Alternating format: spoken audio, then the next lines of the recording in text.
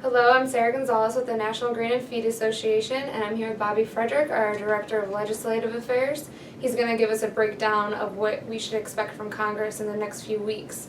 So first of all, Bobby, what are both chambers up to this week? Sure. So this is the beginning of a 7-week sprint of the House and Senate to pass as many appropriations bills as possible. There's 12 individual ones, and the time is short to get them all done. So the House is going to start their process by passing the Military Construction Veterans Affairs Program funding bill this week. They also might take a look at passing some Zika virus funding. The Senate, meanwhile, passed a bill last week. They're going to also do the military and VA spending bill this week, and quite possibly the Transportation, Housing, and Urban Development bill as well.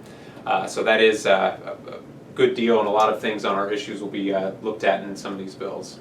And we had some good news from the Senate last week. Can you explain that a little bit? Sure. By an overwhelmingly bipartisan vote of 90-8, the Senate passed the Energy and Water Appropriations bill. Why is that important to NGFA? Well, it included record funding for our waterways infrastructure, $3.17 billion for the Army Corps of Engineers for their operations and maintenance accounts, as well as full use of the funding from the Inland Waterways Trust Fund, which means more care for our locks and dams so that our products can move.